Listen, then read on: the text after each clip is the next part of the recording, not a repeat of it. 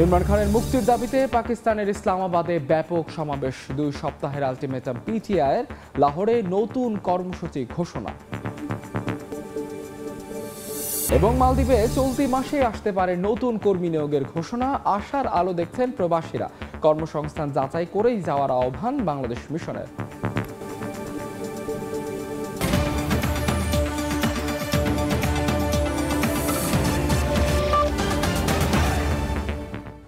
আন্তর্জাতিক সময়ের সঙ্গে আছে আমি মাহাদি ইসলাম ধ্রুব। চলতি মাসেই নতুন কর্মী নিয়োগের ঘোষণা দিতে পারে মালদ্বীপ। অনুমোদিত হয়েছে প্রেসিডেন্ট কর্তৃক দেশটির কর্মসংস্থান আইনের 8ম সংশোধনী। দেশের বর্তমান সরকারের কোটা পদ্ধতির সংশোধনে পুনরায় আশার আলো দেখছেন প্রবাসীরা। তবে আগ্রহী কর্মীদের কর্মসংস্থান যাচাই বাছাইয়ের মাধ্যমে মালদ্বীপে যাওয়ার আহ্বান জানিয়েছে বাংলাদেশ হাই কমিশন। খন্দকার ওমর ফারুকের তথ্য, ছবিতে বিস্তারিত। ভিসা চালুর 3 মাস পরই বাংলাদেশ থেকে কর্মী নিয়োগ স্থগিত করে মালদ্বীপ। বাংলাদেশি কর্মীরা মালদ্বীপে কাজ করতে আগ্রহী হলেও দেশটির সরকারের নির্ধারিত কোটা পদ্ধতি বাধা হয়ে দাঁড়ায়। মালদ্বীপের আইনে দেশ প্রতি বরাদ্দ ছিল মাত্র 1 লাখ কর্মী। সে অনুযায়ী কর্মী পাঠায় বাংলাদেশ। এবার কোটা পদ্ধতির পরিবর্তে নতুন নিয়মে বৈধ উপায়ে কর্মী নেবে দেশটি। থাকছে না কোনো নির্দিষ্ট সংখ্যার বাধা ধরা নিয়ম। প্রেসিডেন্ট মোহাম্মদ মুইজু দেশটির কর্মসংস্থান আইনের 8ম সংশোধনীর অনুমোদন দিয়েছেন। নবগঠিত মন্ত্রিসভা কমিটি যাচাই বাছাই করে নিয়ম মেনে কর্মী নিয়োগ দেবে বলে সংশোধনীতে উল্লেখ করা আছে। বেতনের অনিয়মের পাশাপাশি কোম্পানিগুলো যেকোনো অবৈধ পন্থার সাহায্য নিলেই গুনতে হবে 50,000 রুপিয়া জরিমানা। আইন অমান্যকারী প্রতিষ্ঠান নতুন করে কর্মী নিয়োগ দিতে পারবে না। দেশটির বর্তমান সরকারের কোটা পদ্ধতি সংশোধনে পুনরায় আশার আলো দেখছেন প্রবাসীরা। 1 লক্ষ শ্রমিকের যে কোটা সিস্টেমটা ছিল সেটা রিসেন্টলি ওদের মন্ত্রণালয় উঠাই দিয়েছে। এখন ক্যাবিনেটের মাধ্যমে যে দেশে থেকে যতটুকু প্রয়োজন সেই শ্রমিক আনতে পারবে। মালদ্বীপে আসতে ইচ্ছুক প্রবাসীদের ভিসা যাচাই বাছাই করে বৈধ পথে দেশটিতে পাঠাতে বাংলাদেশের অন্তর্বর্তীকালীন সরকারের কাছে অনুরোধ জানান প্রবাসীরা। বৈধ কিছু লোক ছিল, তাদেরকে ফাড়াই দিতেছে, তাদের কারণে এখন আমাদেরও সমস্যা হইতেছে।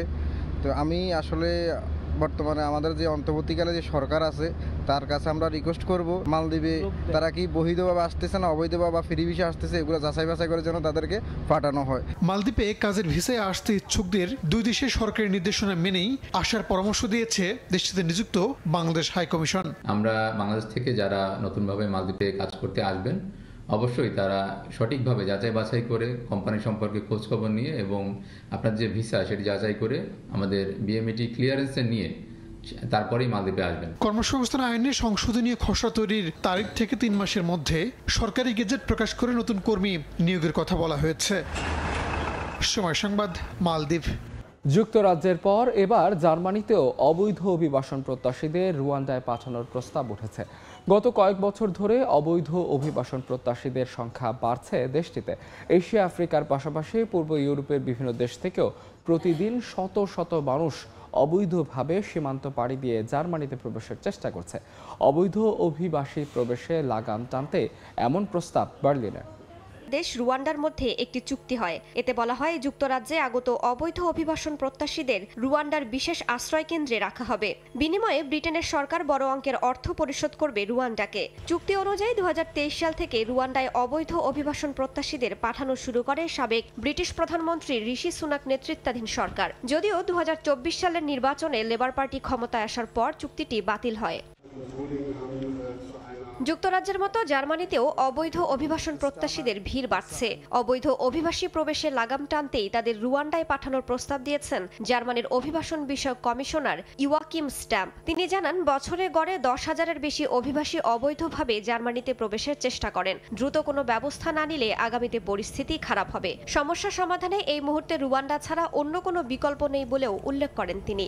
প্রতিবেশী দেশগুলো থেকে অবৈধ অনুপ্রবেশ রুখতে বার্লিন সীমান্তে কড়াকড়ি আরোপ করে দেশটির চ্যান্সেলর ওলাফ শলস। রাইসা জান্নাত, সময় সংবাদ। যুক্তরাষ্ট্রের দোদুল্যমান জর্জিয়া অঙ্গরাজ্যে তরুণ ভোটারদের আকৃষ্ট করতে জেনজিদের প্রতিনিধি হিসেবে কাজে লাগাচ্ছে ডেমোক্রেটরা। অন্যদিকে আসন্ন মার্কিন প্রেসিডেন্ট নির্বাচনে জয়ী হলে 2020 সালের নির্বাচনে প্রতারকদের বিরুদ্ধে ব্যবস্থা নেবেন বলে হুঁশিয়ারি দিয়েছেন রিপাবলিকান প্রার্থী ডোনাল্ড ট্রাম্প। নির্বাচনের দিন যত ঘনিয়ে আসছে ততই জমজমাট হচ্ছে প্রচারণা। যুক্তরাষ্ট্রের আসন্ন প্রেসিডেন্ট নির্বাচনে ডেমোক্র্যাট ও রিপাবলিকান প্রার্থীর মধ্যে চলছে অদৃশ্য লড়াই। এরই মধ্যে তরুণ মার্কিন ভোটারদের আকৃষ্ট করতে জর্জিয়া অঙ্গরাজ্যে জনসংযোগ চালাচ্ছে ডেমোক্র্যাটিকরা। বর্তমানে জেনজি প্রজন্ম সবকিছুতে এগিয়ে আছে। এই প্রজন্মই নেতৃত্ব দিতে চলেছে আগামী বিশ্বকে। তাই এই সুযোগটাই গ্রহণ করেছে ডেমোক্রেটিক শিবির। এরই ধারাবাহিকতায় একদল জেনজি প্রতিনিধি দিয়ে তরুণ ভোটারদের আকৃষ্ট করছে তারা। জর্জিয়াকে বলা হয় মার্কিন রাজনীতির দোদুল্যমান অঙ্গরাজ্য, একই সঙ্গে নির্বাচনের যুদ্ধক্ষেত্র হিসেবেও অভিহিত করা হয়। আর এ কারণেই এই অঙ্গরাজ্যটিকে লক্ষ্যবস্তু হিসেবে নির্ধারণ করেছে তারা। এদিকে সাবেক মার্কিন প্রেসিডেন্ট ও রিপাবলিকান প্রার্থী ডোনাল্ড ট্রাম্প দিন দিন আগ্রাসী হয়ে উঠছেন। সম্প্রতি যারা 2020 সালের নির্বাচনে তার সঙ্গে প্রতারণা করেছেন তাদের বিরুদ্ধে ব্যবস্থা নেবেন বলে নির্বাচনী প্রচারণায় গিয়ে হুঁশিয়ারি দিয়েছেন। নাদিম মারজান, সময় সংবাদ। যুক্তরাষ্ট্রের স্থানীয় সময় মঙ্গলবার দীর্ঘ প্রতীক্ষিত বিতর্ক মঞ্চে মুখোমুখি হতে যাচ্ছেন মার্কিন প্রেসিডেন্ট নির্বাচনে দুই প্রার্থী ডোনাল্ড ট্রাম্প ও কামালা হ্যারিস। ABC নিউজ নেটওয়ার্কের আয়োজনে এই বিতর্ক ঘিরে যুক্তরাষ্ট্রের রাজনীতি এখন সরগরম। প্রতিদ্বন্দ্বী দুই প্রার্থীর একে অন্যকে ঘায়েল করে দেওয়া বক্তব্য নির্বাচনী মাঠে উত্তাপ ছড়াচ্ছে। যুক্তরাষ্ট্র থেকে হাসানুজ্জামান সাকির রিপোর্ট। মার্কিন প্রেসিডেন্ট নির্বাচনের বাকি আর মাত্র 58 দিন। এরই মধ্যে নির্বাচনী লড়াই জমে উঠেছে। ডেমোক্রেটিক পার্টির প্রার্থী মার্কিন ভাইস প্রেসিডেন্ট কমলা হ্যারিস ও রিপাবলিকান পার্টির প্রার্থী সাবেক প্রেসিডেন্ট ডোনাল্ড ট্রাম্প প্রচারণায় ব্যস্ত সময় পার করছেন। স্থানীয় সময়ে মঙ্গলবার রাতে পেনসিলভেনিয়া অঙ্গরাজ্যের ফিলাডেলফিয়া শহরে ABC নিউজের আয়োজনে অনুষ্ঠিত হতে যাচ্ছে দুই প্রার্থীর টেলিভিশন বিতর্ক। আর এখানেই প্রথমবারের মতো মুখোমুখি হচ্ছেন ডোনাল্ড ট্রাম্প ও কমলা হ্যারিস। মার্কিন প্রেসিডেন্ট নির্বাচনে পেনসিলভেনিয়া দোদুল্যমান একটি অঙ্গরাজ্য হিসেবে পরিচিত। আর এখানেই বিতর্কটি যে তীব্র প্রতিদ্বন্দ্বিতাপূর্ণ হতে যাচ্ছে তা বলাই বাহুল্য। এরই মধ্যে বিভিন্ন নির্বাচনী সমাবেশে কমলাকে আক্রমণ করে স্বভাবসুলভ বক্তৃতা দিচ্ছেন ট্রাম্প। বলেছেন বামপন্থী একনায়কের অধীনে যুক্তরাষ্ট্র ভয়াবহ এক দেশে পরিণত হবে। শ্বেতাঙ্গ রক্ষণশীলদের উদ্দেশ্যে ট্রাম্প বলেন, প্রেসিডেন্ট বাইডেন ও কমলা অভিবাসনের নামে সারা পৃথিবী থেকে খুনি, শিশু নির্যাতক ও ধর্ষণকারী আমদানি করেছে। অপরদিকে রাজনৈতিক বিরোধীদের দমনে আইন শৃঙ্খলা রক্ষাকারী বাহিনীর হাতে তুলে দিয়েছে অস্ত্র। প্রচারণায় থেমে নেই ডেমোক্রেটিক প্রার্থী কমলা হ্যারিসও। পেনসিলভেনিয়াতে পৌঁছে গেছেন তিনি। রোববার দিনভর বিতর্কের জন্য প্রস্তুতি নিতে দেখা গেছে তাকে। পিটার্সবার্গে সমর্থকদের উদ্দেশ্যে কমলা বলেন, যুক্তরাষ্ট্রে বিভক্তির রাজনীতি পরিবর্তনের সময় এসেছে। সবাইকে ট্রাম্পের বিরুদ্ধে ঐক্যবদ্ধ হতে হবে। ট্রাম্পকে একজন মিথ্যুক এবং ফৌজদারি অপরাধী উল্লেখ করে বলেন, সরাসরি বিতর্কের মঞ্চে তাকে পাকড়াও করার এটি মোক্ষম সুযোগ।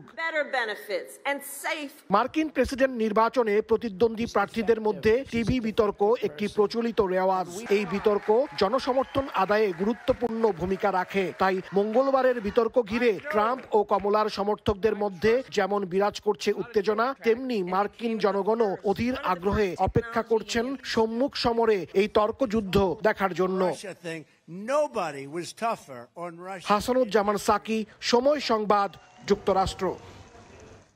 এবার বাইডেনকে নিয়ে চাঞ্চল্যকর তথ্য প্রকাশ করল মার্কিন গণমাধ্যম নিউ ইয়র্ক পোস্ট। গণমাধ্যমটি বলছে জো বাইডেন প্রেসিডেন্টের দায়িত্ব পালনের 40% সময় ছুটি কাটিয়েছেন। মার্কিন ইতিহাসে কোনো প্রেসিডেন্টই এত ছুটি কাটাননি। বিশ্বজুড়ে অস্থিরতা এবং দেশের অভ্যন্তরীণ নানা সংকটের মধ্যে বাইডেনের এত ছুটি কাটানোর সমালোচনা করেছেন অনেকেই। প্রায় 4 বছর ধরে ক্ষমতায় আছেন মার্কিন প্রেসিডেন্ট জো বাইডেন। তবে এর মধ্যে 40% সময়ই তিনি ছুটি কাটিয়েছেন বলে চাঞ্চল্যকর তথ্য প্রকাশ্যে আনল মার্কিন গণমাধ্যম নিউ ইয়র্ক পোস্ট। সম্প্রতি রিপাবলিকান ন্যাশনাল কমিটির একটি বিশ্লেষণে দেখা গেছে 1326 কার্যদিবসের মধ্যে 532 দিনই ছুটিতে ছিলেন বাইডেন। যুক্তরাষ্ট্রের ইতিহাসে এত ছুটি এর আগে কোনো প্রেসিডেন্টই কাটাননি বলে ওই প্রতিবেদনে উল্লেখ করা হয়। একজন মার্কিন কর্মী গড়ে বছরে 11 দিন ছুটি পেয়ে থাকেন। সেই হিসেবে প্রেসিডেন্ট বাইডেন সাধারণ একজন কর্মীর তুলনায় প্রায় 48 বছরের সমান ছুটি কাটিয়েছেন। এর আগে ডোনাল্ড ট্রাম্প ক্ষমতাকালীন সময়ের 26% সময় ছুটিতে ছিলেন। আর বারাক ওবামা 2 মেয়াদে মাত্র 11% সময় ছুটিতে ছিলেন বলে জানা গেছে। সম্প্রতি বাইডেনকে ডেলাওয়ারের সমুদ্র সৈকতে অবকাশ যাপন করতে দেখা যায়। সমালোচকরা বলছেন, যুক্তরাষ্ট্র ও বিশ্বজুড়ে যখন নানা ইস্যুতে আগুন জ্বলছে তখন সমুদ্র সৈকতের চেয়ারে হেলান দিয়ে আরাম করে ঘুমাচ্ছেন বাইডেন। এই দৃশ্যটি একসময় তার ক্ষমতার প্রতীক হয়ে দাঁড়াবে। মুদ্রাস্ফীতি, দ্রব্যমূল্যের ঊর্ধ্বগতি, সীমান্তে উত্তেজনা বা বিশ্বজুড়ে চলমান অস্থিরতা নিয়ে বাইডেন কখনোই মাথা ঘামাননি বলেও মন্তব্য করেন তারা। যদিও জো বাইডেনের সহযোগীদের দাবি, ছুটিতে থাকলেও কাজ করেন বাইডেন। এছাড়া সবসময় তাকে ফোনে পাওয়া যায়। মালিহা সুহরাওয়ার্দী, সময় সংবাদ। কোটি ডলারের খনিজ সম্পদ চায় যুক্তরাষ্ট্র। সম্প্রতি মার্কিন সিনেটের লিন্ডনসে গ্রাহাম বলেন, যুক্তরাষ্ট্রের অর্থনীতির সুবিধার জন্য কিয়েভের খনিজ সম্পদের দরকার। এর বদলে রাশিয়ার বিরুদ্ধে যুদ্ধে জয়ী হতে ইউক্রেনের যত সামরিক অস্ত্র দরকার সব সরবরাহ করা হবে। এর আগে গত সপ্তাহে সাবেক রুশ প্রেসিডেন্ট দিমিত্রি বলেছিলেন, কিয়েভের খনিজের উপর পশ্চিমাদের নজর রয়েছে। কথিত আছে, নিজেদের স্বার্থের বাইরে কাউকেই সহযোগিতা করে না যুক্তরাষ্ট্র। যেমন গত বছর জাতিসংঘে যুক্তরাষ্ট্রের সাবেক প্রতিনিধি জন বোল্টন বলেছিলেন, স্বার্থে আঘাত লাগলে যে কোনো দেশের সরকারও পতন করায় মার্কিন সরকার। এবার তারই প্রমাণ মিলল মার্কিন সিনেটর লিন্ডসে গ্রাহামের কথায়। সম্প্রতি এই মার্কিন সিনেটর খোলাখুলি বলেন, ইউক্রেনে হাজার কোটি ডলারের খনিজ সম্পদ রয়েছে, যা যুক্তরাষ্ট্রের অর্থনীতিকে সচল রাখতে মার্কিন সরকারের প্রয়োজন। তিনি আরও বলেন, এর বদলে রাশিয়াকে পরাস্ত করতে যে পরিমাণ সমরাস্ত্র দরকার সব সরবরাহ করা হবে কিয়েভকে। এর আগে যুক্তরাষ্ট্রের সত্যিকারের লক্ষ্য নিয়ে দেশটির প্রশাসনের কেউই এত খোলাখুলিভাবে মুখ খোলেননি। কিয়েভে সফরকালে এই সিনেটর শত বাধা বিপত্তির পরেও মস্কোর বিরুদ্ধে যুদ্ধ চালিয়ে যাওয়ার জন্য ইউক্রেনের প্রশংসাও করেন। যদিও গত সপ্তাহে সাবেক রুশ প্রেসিডেন্ট দিমিত্রি মেদভেদেভ বলেছিলেন, কিয়েভের খনিজের ওপর পশ্চিমাদের নজর রয়েছে। সামাজিক মাধ্যম টেলিগ্রামের এক পোস্টে মেদভেদেভ বলেন, আগে ইউক্রেনের খনিজ সম্পদের পরিমাণ ছিল প্রায় 15 ট্রিলিয়ন ডলারের মতো, কিন্তু বর্তমানে লুহান্স্ক ও দোনেৎস্কেই রয়েছে প্রায় 8 ট্রিলিয়ন ডলারের খনিজ সম্পদ। এর মানে ইউক্রেনের মোট খনিজের অর্ধেক রয়েছে দনবাসে। সুতরাং এই খনিজগুলো পেতে রাশিয়ার বিরুদ্ধে ইউক্রেনকে যুদ্ধ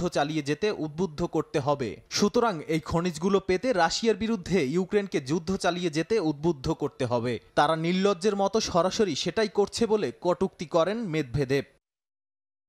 নাদিম মারজান, সময় সংবাদ। স্নায়ুযুদ্ধের পর বর্তমানে বিশ্ব ব্যবস্থা সবচেয়ে বেশি হুমকির মুখে পড়েছে।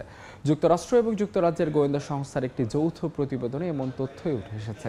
বিশ্ব রাজনীতিতে চীন এবং রাশিয়ার প্রভাব পশ্চিমাদের বেকায়দায় ফেলবে বলে আশঙ্কা করেছেন MI6 এবং CIA এর প্রধান কর্মকর্তা। রাশিয়া ইউক্রেন যুদ্ধ কিংবা ফিলিস্তিনে ইসরায়েলের আগ্রাসন বিশ্বের ভূরাজনৈতিক অস্থিরতার জানান দিচ্ছে।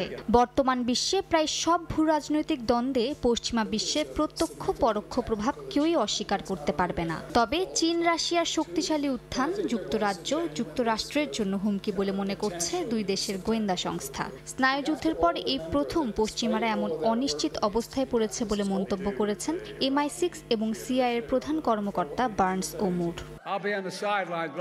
সোভিয়েত ইউনিয়নের পতনের পর বিশ্ব ব্যবস্থার উপর একচেটিয়া খবরদারি করে যাচ্ছে যুক্তরাষ্ট্র, কিন্তু দেশটিকে টেক্কা দিয়ে ক্রমেই বাড়ছে চীন ও রাশিয়ার প্রভাব। পরিবর্তিত এই বিশ্ব ব্যবস্থার সঙ্গে যুক্তরাষ্ট্র কিংবা ইউরোপ দীর্ঘদিন ধরে পরিচিত নয়, তাই তারা বারবার বিশ্ব ব্যবস্থা হুমকির মুখে পড়ার মতো বুলি আওড়াচ্ছে বলে মনে করেন আন্তর্জাতিক বিশ্লেষকরা। CIA ও MI6 চীনকে চলতি শতকের প্রধান গোয়েন্দা ও ভূরাজনৈতিক হুমকি হিসেবে দেখছে। দুই গোয়েন্দা প্রধানের দাবি, মধ্যপ্রাচ্যে শান্তি ও স্থিতিশীলতা ফেরাতে জোর প্রচেষ্টা চালাচ্ছেন তারা। অন্যদিকে ইউক্রেন রাশিয়া যুদ্ধে রাশিয়াকে আটকাতে না পারলে বিশ্ব রাজনীতিতে পশ্চিমাদের কর্তৃত্ব টিকিয়ে রাখা কঠিন হয়ে যাবে বলে মনে করেন দুই গোয়েন্দা প্রধান।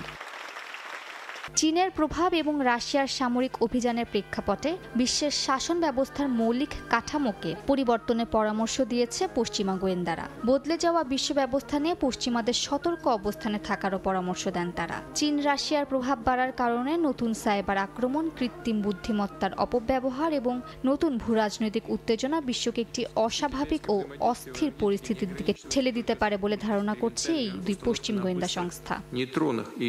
মালিহা সুহরাওয়ার্দী, সময় সংবাদ। আন্তর্জাতিক সময়।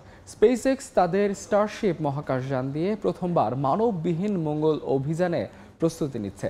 আগামী 2 বছরের মধ্যে এই অভিযান পরিচালিত হতে পারে। সামাজিক মাধ্যম এক্সে ইলন মাস্ক এই ঘোষণা দেন। মঙ্গল গ্রহে মানব বসতি স্থাপনের স্বপ্নকে বাস্তবায়নের পথে এগিয়ে নিয়ে যাচ্ছে স্পেসএক্স। ইলন মাস্কের এই উদ্যোগ মহাকাশ অনুসন্ধানে এক নতুন অধ্যায়ের সূচনা করবে, যেখানে প্রথম মানববিহীন মহাকাশযান স্টারশিপ পাঠানো হবে। সামাজিক মাধ্যম এক্সে ইলন মাস্ক এই ঘোষণা দেন। এর সফলতা নির্ভর করবে ভবিষ্যতে মানববাহী মিশন পরিচালনা করা যাবে কিনা। স্পেস এক্সের পরিকল্পনা অনুযায়ী সফলভাবে অবতরণের পর 4 বছরের মধ্যে মঙ্গল গ্রহে প্রথম মানুষ পাঠানো হবে। ইলন মাস্কের মতে এরপর থেকে মানুষ পাঠানোর মিশন দ্রুত বাড়তে থাকবে। এতে 20 বছরের মধ্যে মঙ্গল গ্রহে একটি স্বয়ংসম্পূর্ণ শহর নির্মাণের লক্ষ্য পূরণ হবে। এই প্রতিক্রিয়ার মাধ্যমে মানবজাতি একাধিক গ্রহে বসবাসের সুযোগ পাবে, ফলে পৃথিবীর বাইরেও মানব সভ্যতার বিস্তার নিশ্চিত করবে। স্টারশিপের নকশায় রয়েছে 2টি অংশ, সুপার হেভি বুস্টার ও স্টারশিপ মডিউল। এই মহাকাশযান প্রায় 400 ফুট লম্বা। এটি সম্পূর্ণভাবে পুনর্ব্যবহারযোগ্য হওয়ায় মহাকাশ ভ্রমণে আরও সহজ ও দ্রুততর করবে বলে আশা করা যাচ্ছে। ইয়াসিন মোহাম্মদ জিসান, সময় সংবাদ। আরও বড় পরিসরে বাংলাদেশের উন্নয়নে কাজ করতে আগ্রহী যুক্তরাষ্ট্রে কর্মরত বাংলাদেশি প্রকৌশলীরা। নিজেদের সংগঠনের দ্বিবার্ষিক সম্মেলনে আগ্রহের কথা জানান তারা। প্রকৌশলীরা বলছেন, আগামীতে কৃত্রিম বুদ্ধিমত্তা বা আর্টিফিশিয়াল ইন্টেলিজেন্সের নতুন বিপ্লব হিসেবে রিয়েল আই নামে অসম্ভব শক্তিশালী এক নতুন প্রযুক্তির আবির্ভাব হচ্ছে, যা নাটকীয়ভাবে পাল্টে দেবে মনুষ্য জীবনযাপন। ক্যালিফোর্নিয়া থেকে আরও জানাচ্ছেন Laskar Al Mamun. American Association of Bangladeshi Engineers and Architects, সংক্ষেপে AABEA, যুক্তরাষ্ট্রে প্রকৌশল, স্থাপত্য ও প্রযুক্তি ক্ষেত্রে কর্মরত বাংলাদেশিদের সংগঠন এটি। সহস্রাধিক বাংলাদেশি প্রকৌশলী যুক্তরাষ্ট্রের গুরুত্বপূর্ণ সরকারি বেসরকারি দপ্তরে উচ্চ পদে কাজ করছেন বেশ সফলতার সাথে। তবে প্রবাসে থেকেও এক মুহূর্তের জন্য যেন ভুলছেন না প্রিয় মাতৃভূমি বাংলাদেশকে। সুযোগ পেলেই হাত বাড়িয়ে দিচ্ছেন যে কোনো প্রয়োজনে।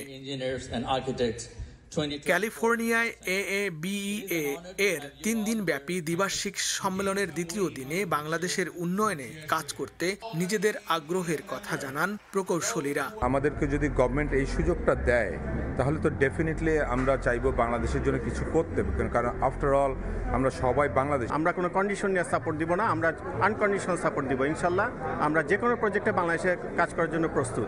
এই আয়োজনে আধুনিক প্রযুক্তি নিয়ে আলোচনা করেন বিশেষজ্ঞরা। প্রযুক্তির ক্ষেত্রে যুগান্তকারী অভিনব উদ্ভাবন, কৃত্রিম বুদ্ধিমত্তা জীবন বদলে দিচ্ছে প্রতিনিয়ত।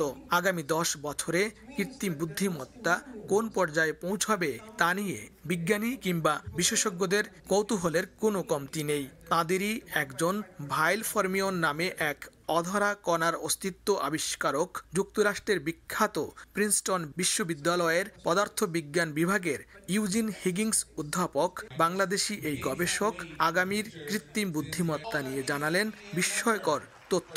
এআই থেকে রিয়েল আই এর দিকে যেতে পারবো, রিয়েল ইন্টেলিজেন্ট মেশিন তৈরি করতে পারবো 20-30 বছরের মধ্যে। কিছুটা এই মেশিনগুলো হয়তো মানুষের লেভেলে ফুললি কাজ করবে না, কিন্তু কিছু মানুষের ফাংশন হয়তো করতে পারবে। বিশ্ব স্বাস্থ্য সংস্থার তথ্য মতে বিশ্বব্যাপী প্রায় 5.5 কোটি মানুষ ডিমেনশিয়া বা স্মৃতিলোপ রোগে আক্রান্ত।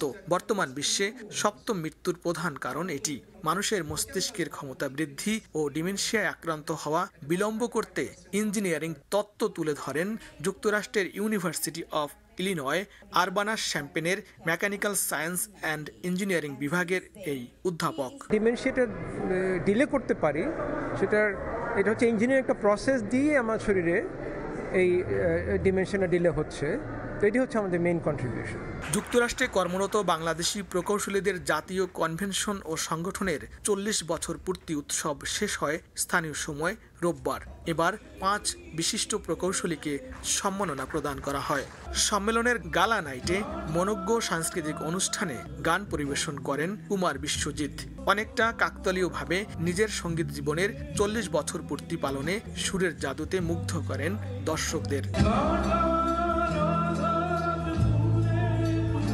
প্রকৌশলীদের মিলনমেলায় অংশ নিয়ে বাংলাদেশি প্রকৌশলীরা জানিয়েছে যে তারা তাদের মেধা এবং যোগ্যতা দিয়ে যেভাবে যুক্তরাষ্ট্রকে সেবা দিয়ে যাচ্ছে, ঠিক সেইভাবে বাংলাদেশকেও সেবা দিতে আগ্রহী। লস্কর আল মামুন, সময় সংবাদ, হোটেল শেরাটন, চেরিটোস, ক্যালিফোর্নিয়া। টানা 2 মাস বিশ্ববাজারে নিম্নমুখী খাদ্যের দাম। জাতিসংঘের খাদ্য ও কৃষি বিভাগ FAOর মাসিক প্রতিবেদনে বলা হয়েছে, অগস্টে কমেছে চিনি, মাংস ও শস্যের দাম, বিপরীতে বেড়েছে দুগ্ধজাত পণ্য ও ভোজ্য তেলের। এছাড়া চলতি বছর বিশ্বব্যাপী শস্য উৎপাদনের লক্ষ্যমাত্রা 28 লাখ টন কমিয়ে 2085 কোটি 10 লাখ টনে নামিয়ে এনেছে সংস্থাটি। গেল আগস্ট মাসে বিশ্ববাজারে খাদ্যের দাম কিছুটা কমেছে। এ নিয়ে জুলাই আগস্ট টানা 2 মাসে কমলো খাদ্যের দাম। গত মাসে চিনি, মাংস ও শস্যের দাম কমলেও বেড়েছে দুগ্ধজাত পণ্য ও উদ্ভিজ্জ তেলের দাম। এমন তথ্যই উঠে এসেছে জাতিসংঘের খাদ্য ও কৃষি বিষয়ক সংস্থা FAOর মাসিক প্রতিবেদনে। সংস্থাটির তথ্য অনুযায়ী আগস্টে খাদ্যপণ্যের বৈশ্বিক গড় মূল্য সূচক কমে 120.7 পয়েন্টে নেমে এসেছে। জুলাইয়ে যা ছিল 121 পয়েন্ট। খাদ্যশস্যের মধ্যে গমের দাম কমার কারণ হিসেবে আন্তর্জাতিক বাজারে এর চাহিদা কমে যাওয়ার কথা জানিয়েছে FAO। ভারত ও থাইল্যান্ডে 2024-25 অর্থ বছরে চিনির উৎপাদন বাড়তে পারে এমন সম্ভাবনা সামনে রেখে বিশ্ববাজারে আগস্টে কমতির দিকে ছিল চিনির দাম। এক্ষেত্রে আন্তর্জাতিক বাজারে অপরিশোধিত তেলের দাম নিম্নমুখী প্রবণতাও প্রভাব ফেলেছে বলে জানিয়েছে সংস্থাটি। অন্যদিকে চাহিদা বেশি থাকে আগস্টে ঊর্ধ্বমুখী ছিল গুঁড়ো দুধ, মাখন, পনিরের মতো দুগ্ধজাত পণ্যের দাম। এছাড়া বাড়তি চাহিদার মুখে টানা 3য় মাসের ধারাবাহিকতায় বিশ্ববাজারে বেড়েছে পাম তেলের বাজার। বিশ্ব খাদ্য সংস্থাটির আরেক প্রতিবেদনের বরাত দিয়ে সংবাদ সংস্থা রয়টার্স জানায়, চলতি বছর বিশ্বব্যাপী শস্য উৎপাদন পূর্বাভাস 24 লাখ টন কমিয়ে 2085 কোটি 10 লাখ টনে নামিয়ে আনা হয়েছে। গত বছরও সমপরিমাণ শস্য উৎপাদিত হয়েছিল। বিশ্বে শস্য উৎপাদন কমে যাওয়ার মূল কারণ হিসেবে ইউরোপীয় ইউনিয়নভুক্ত দেশ, মেক্সিকো ও ইউক্রেনে গরম ও শুষ্ক আবহাওয়াকে উল্লেখ করা হয়েছে। এছাড়া আগামী বছর মৌসুম শেষে বিশ্বব্যাপী শস্য মজুদের পূর্বাভাস 45 লাখ টন কমিয়ে 89 কোটি টন করা হয়েছে। ইয়ানুর শিফাত, সময় সংবাদ। স্পেনের রাজধানী মাদ্রিদে হয়ে গেল জমকালো ফ্যাশন শো। 26 ডিজাইনের অনন্য সব নকশা করা পোশাক প্রদর্শিত হয়েছে এখানে। 5 দিনের মাদ্রিদ এস মডা ফ্যাশন ইভেন্টের প্রথম দিনেই মুগ্ধ হয়েছেন দর্শকরা।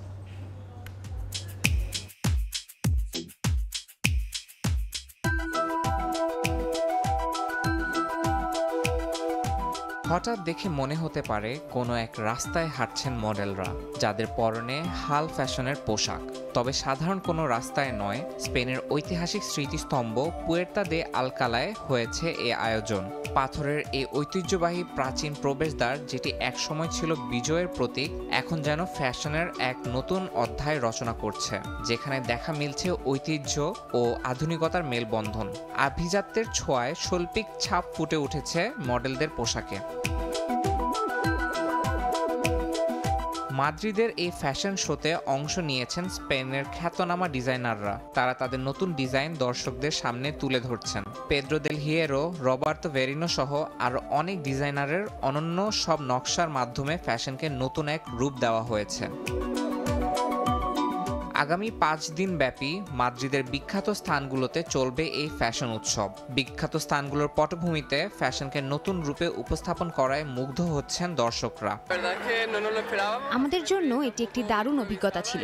আমরা সত্যিই উপভোগ করেছি। মডেলরা অসাধারণ ছিলেন এবং পুয়ের্তা দে আলকালার সংস্কারের পর এখন আরও দৃষ্টিনন্দন লাগছে। ফ্যাশন ও স্থাপত্যের এমন মেলবন্ধনের মাধ্যমে মাদ্রিদের ঐতিহ্যকে নতুনভাবে উপস্থাপন করা হয়েছে। ইয়াসিন মোহাম্মদ জিসান, সময় সংবাদ। এই ছিল আন্তর্জাতিক সময়ের সঙ্গে থাকুন সময়।